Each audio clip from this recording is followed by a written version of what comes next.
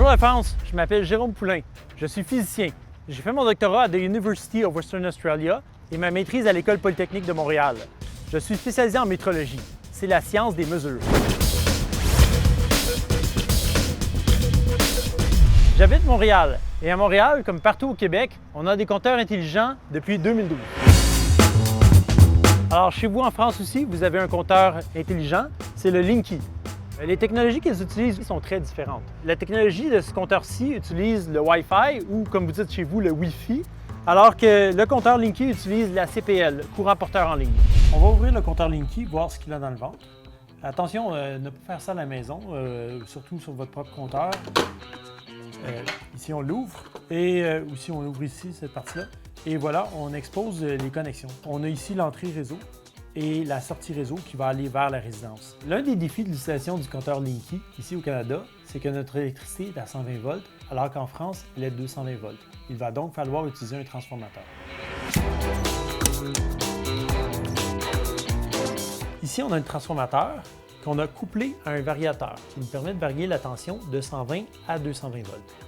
Ici, c'est un multimètre qui nous permet de valider qu'on a effectivement la bonne tension et à l'ajuster au volt près. Pour mesurer les fréquences émises par le Linky, j'aurai besoin d'un appareil de mesure très particulier, un radiomètre. Voilà l'appareil pour mesurer les radiations émises par le compteur Linky. Brièvement, pour faire ces mesures, on se place à une vingtaine de centimètres du détecteur. Les niveaux, les pics qu'on observe, c'est bien ceux émis par l'appareil. Et ces niveaux, en puissance, correspondent approximativement à 10 fois le champ magnétique terrestre, ce qui est extrêmement faible. Tout appareil électrique va avoir ce genre de champ électromagnétique qu'il va générer. En revanche, lorsqu'on examine son profil d'émission dans les radiofréquences, on constate que cet appareil n'émet aucune radiofréquence.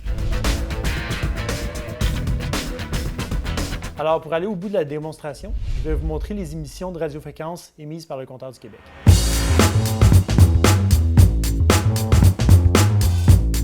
Je me suis installé en position à peu près à 30 cm du compteur pour mesurer son niveau d'émission.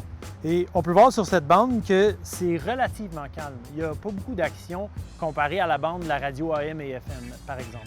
L'émission du compteur intelligent, quand on l'observe, c'est un pic qui apparaît très brièvement dans le temps et disparaît aussitôt, qui correspond à peu près au moment où on va se connecter à un réseau Wi-Fi avec votre téléphone ou votre ordinateur.